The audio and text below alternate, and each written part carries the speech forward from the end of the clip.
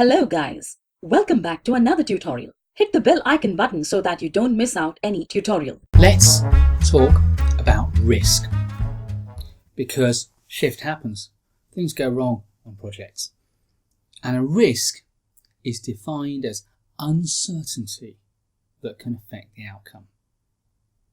And whilst the definition itself suggests that risks are neither good nor bad, we know that as project managers, most of our focus needs to go on threats, risks with an adverse outcome, as opposed to opportunities that have a beneficial effect on our outcomes.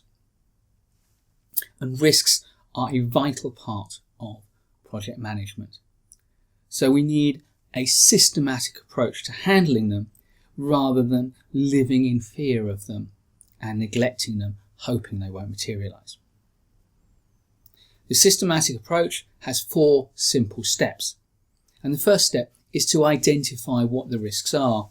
And rather like with our stakeholder identification in the stakeholder engagement process, identifying risks starts by getting a group of different people together with different backgrounds and experiences and tapping into all of their concerns.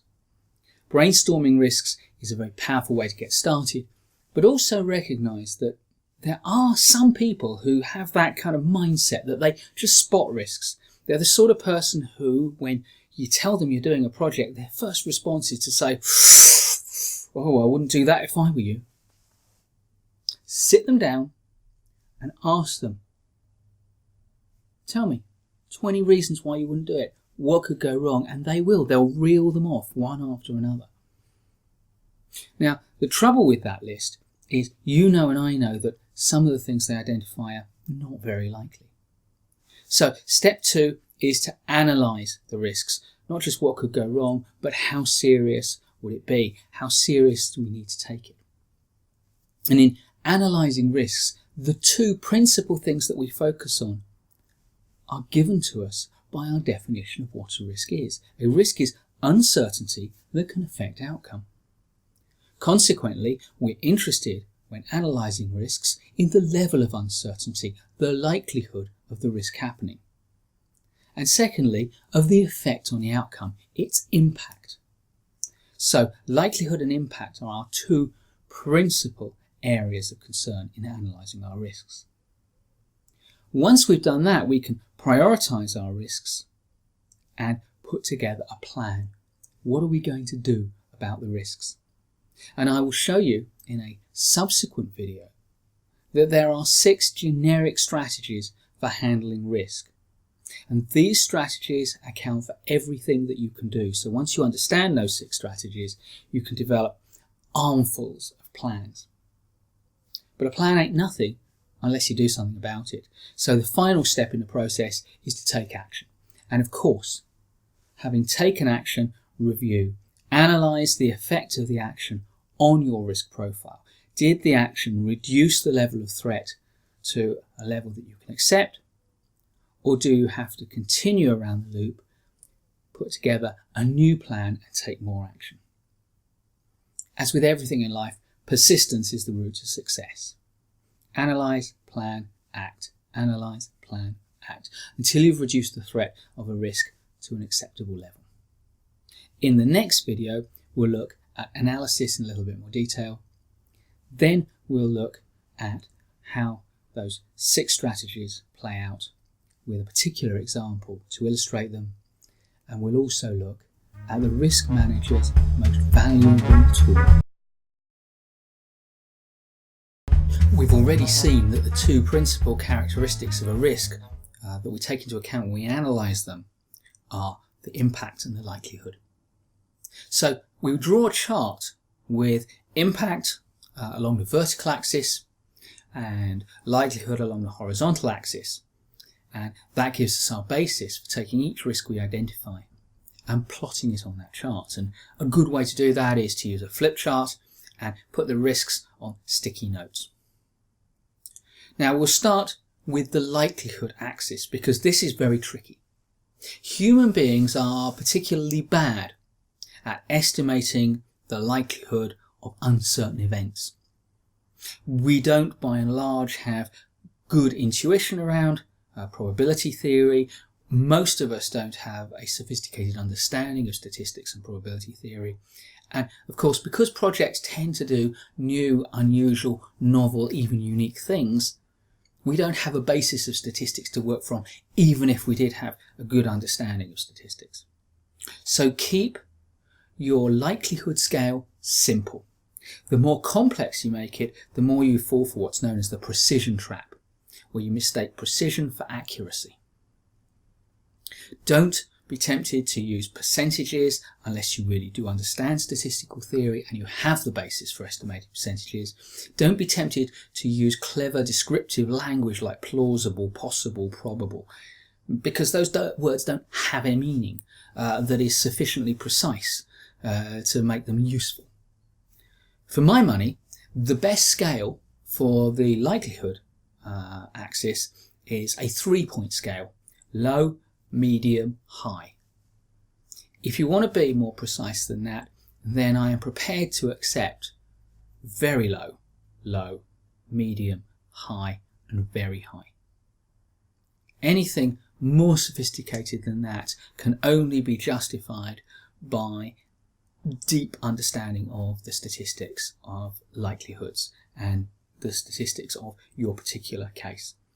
So for new project managers working on relatively straightforward projects, this is enough for you. Now, on the impact scale, you can be more precise. And the first thing to do is to ask yourself whether you care more about the impact on one aspect of the project or another. So, for example, if you're particularly interested in the impact on deadlines and schedule because it's a time-driven project, then set yourself an impact scale based on time. So your first level of impact might be a day or two delay. The next level might be a week or two delay. The next level, a month or two delay. Or maybe the next level might be a quarter or two, or a year or so. So you've there got not necessarily an even scale, but a reasonably well-defined scale of impact. You could look at financial impact. If you are working on a project with a total budget of around $1 million, you might define a scale that starts with problems that will cost you hundreds of dollars or hundreds of pounds, thousands of dollars or thousands of pounds, tens of thousands, hundreds of thousands, or millions.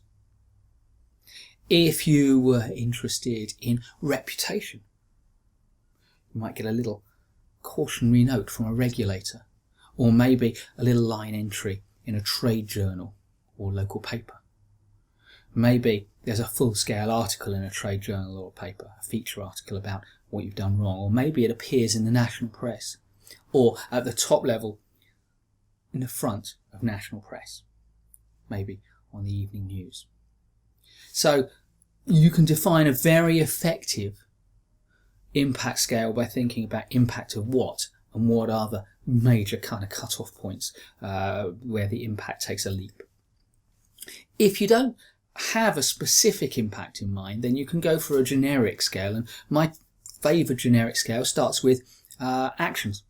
The lowest level of risk in terms of impact is one where, to put things right, you need to take a corrective action, a simple corrective action. A higher level of risk would be one where you'd need to plan your way out of the problems and you need to stop the project and come up with a new plan. Then we've got the level of risk which says, actually, you need a whole new way of thinking about doing the project if you're to deliver the project as originally hoped. So a strategic level of plan, a master plan level. Next, nothing you can do will allow you to meet all of your objectives.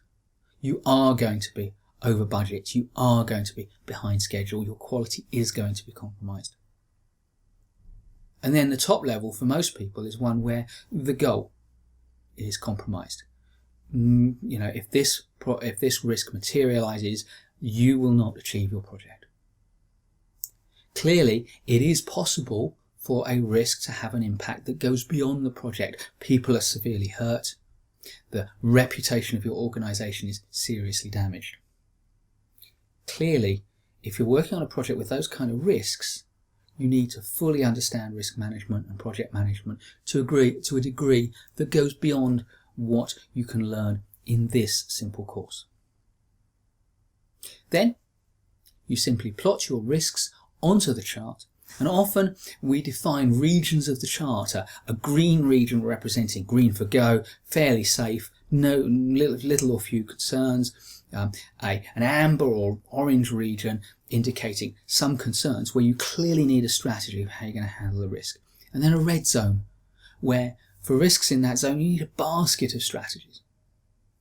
And many organisations will define a top right hand corner of the graph where the risks are so serious in terms of impact and likelihood that if a risk can't be moved outside of that zone, then the project must be cancelled.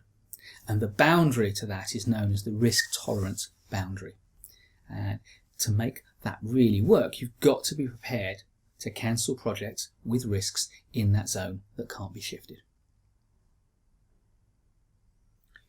You can clearly allocate numerical values to your levels of impact and to your levels of likelihood, and therefore each risk can be allocated a single one number score by multiplying those together, rather like a times table. If you do that, you get a precise number. Remember that precision is not the same as accuracy. That number is just a representation of the level of risk. It is not a precise measure of the risk. But as a useful tool to think through the level of concern and therefore how much action you should be taking, this kind of approach can be very useful. In the next video, we'll then look at what are the 6 strategies that you can deploy to move risks to a level which you are more likely to accept.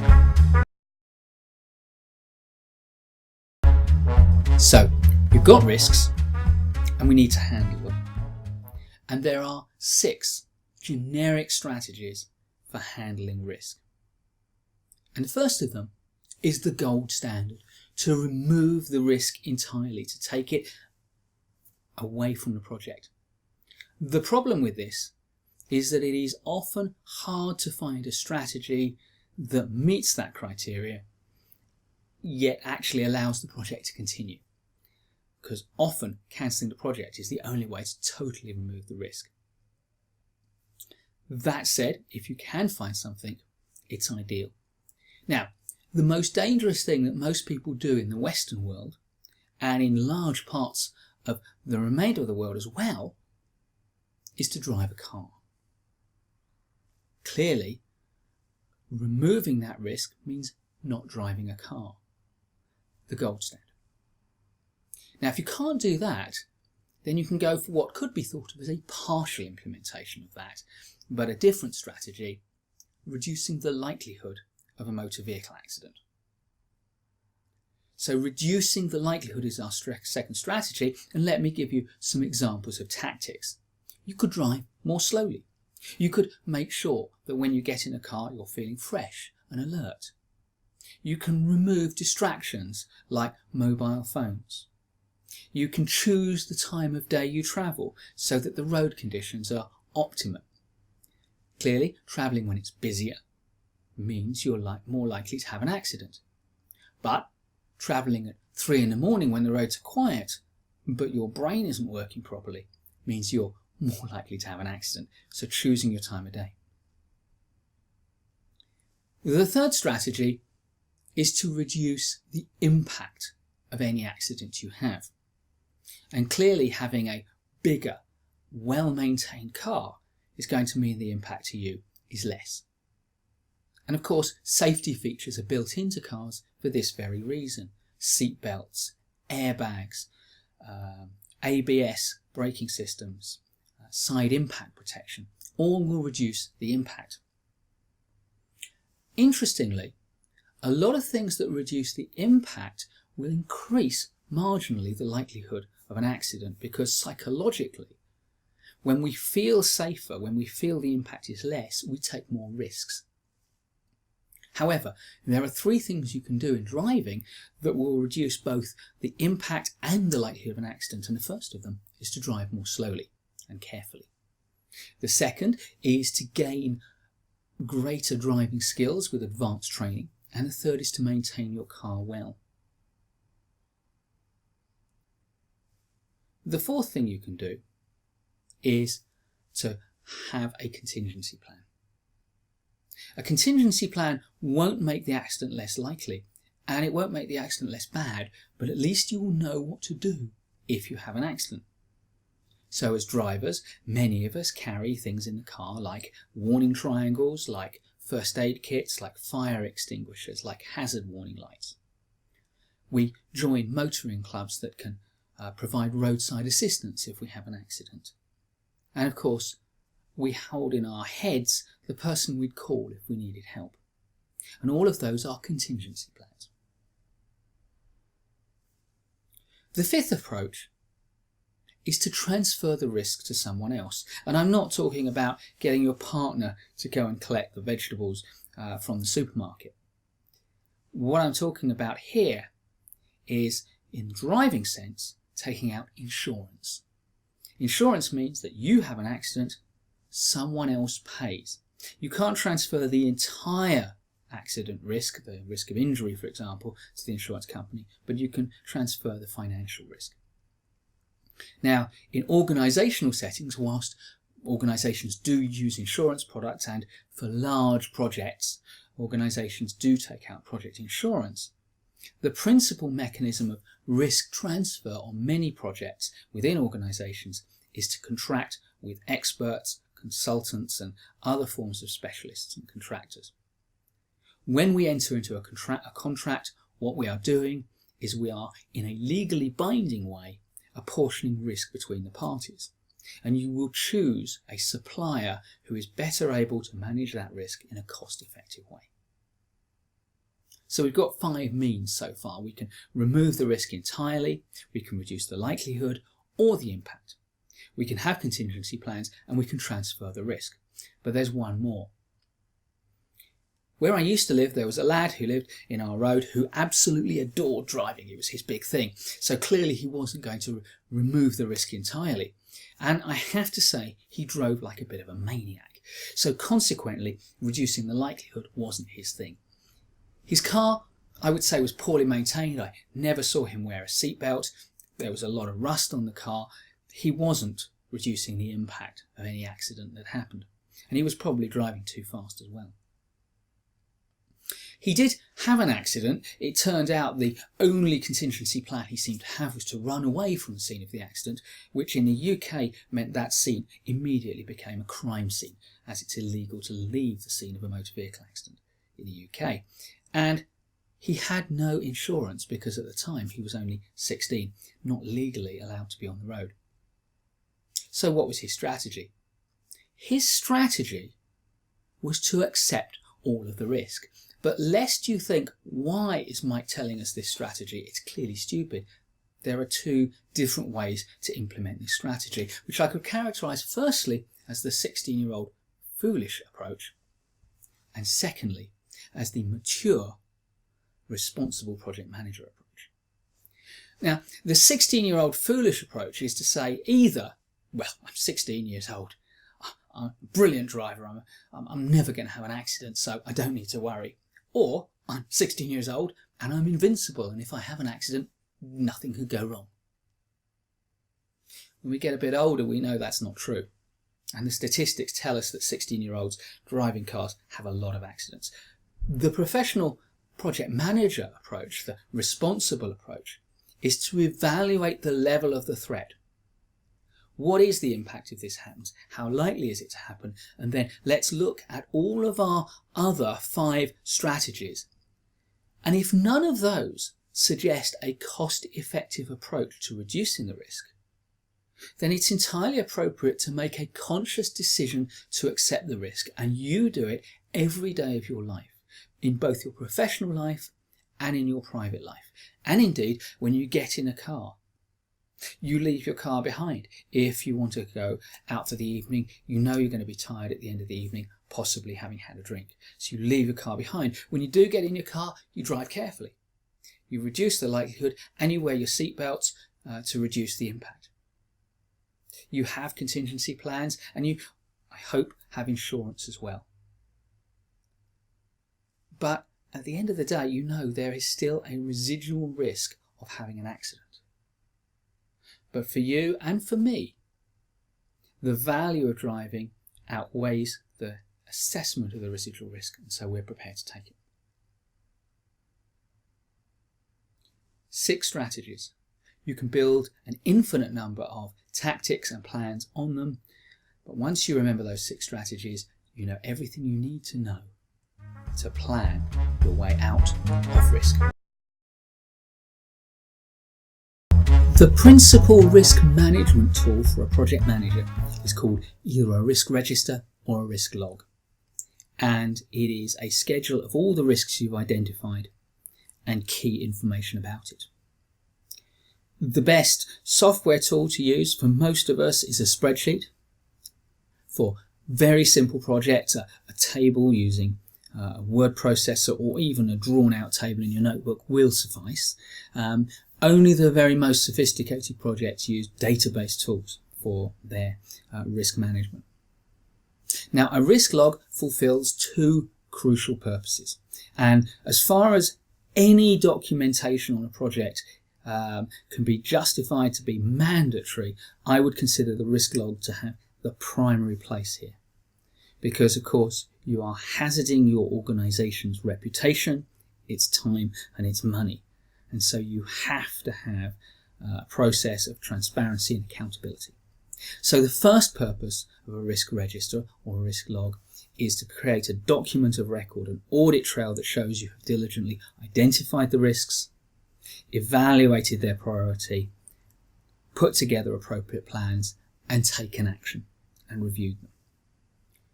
And the second purpose is to have a management tool that allows you to see what risks remain on your project and therefore to make choices about how you're going to manage them day to day. As a document of record, therefore, each risk that you identify needs a unique ID number, a unique reference number that stays with that risk. And if that risk is retired for any reason, then clearly that number needs not to be reused. I would say that there are a range of risk registers around, from the startlingly simple to the astonishingly complex. My guidance to you is this: go for the simplest risk register that meets your needs, because the more complex it is, the more off-putting it is going to be to use. So don't go for a risk register that has loads of fields that you know you're not going to use because they're a bit too sophisticated for your project. Far better to use a small number of fields, collate a small amount of data and do it well than to not do it. So if you need to, just hide or don't use fields that are not relevant. But I would say there are some fields that you're always going to have: a unique reference number, a risk name. And I would separate the name of the risk from a long form description, because just a simple description of the risk means that it may not be clear what precisely is the problem. You need some sort of evaluation of the risk, and typically that's going to be an assessment of the likelihood and an assessment of the impact. You may also have on there an assessment of the proximity. If this happens, it's going to happen within 3 weeks, or within 3 months, or within 3 years. You may have some sort of overall score or priority for the risk, even if it's only red, amber, or green. And crucially, you must have a list of the actions you're going to take to manage the risk, identify who has been allocated the responsibility for taking those actions, and a review point. And a good risk register will allow you to keep a running record of the reviews and to track the reduction in likelihood or the reduction of impact from the results. And clearly there's going to be some way of recording whether the risk is open and still a threat, or closed and no longer considered to be harmful. Some people will have a separate issue register, but the definition of an issue is a risk that is actually going to happen. It's a risk with a 100% likelihood. And so for me, my preference is to keep risks and issues on the same log and just identify issues as 100% risks or as issues. Then you don't have to get into the problem of transferring a risk which has materialized onto another document as an issue. That just seems to be a waste of time that you could spend actually managing the issue. And I'll be making available to viewers of this course risk register templates that you can adapt to your own purpose. So a risk register, a document of record, yes, and also a management tool. And when I'm managing projects, I will frequently look at my risk register. I will actually have a regular cycle, maybe daily, maybe a couple of times a week. And I'll take a cut from that risk register and then go and speak to the people who are allocated the responsibilities to find out what progress they've made, what support they need, what resources they need, and how that risk is moving. And then at a slightly less frequent period, maybe on a fortnightly or even monthly basis, I'll get some team members together representing different areas of the project, just to brainstorm if any new risks have arisen that we need to be managing. Risk management needs to be a proactive activity, and indeed, as some project managers would say, risk management is how grown-ups manage projects. And my interpretation of that is that experienced project managers know how to define a project. They know how to create a plan. They know how to manage a team. We do all of that. The one thing that remains that we have less control over than anything else are the uncertain things that are risks. And so experienced project managers put a lot of time into staying on top of their risk management. And so should you. Thank you for watching. Don't forget to subscribe to the channel. If you like the video, do give us a thumbs up and share it. Also check out amazing discounts and offers on our premium courses in the description below.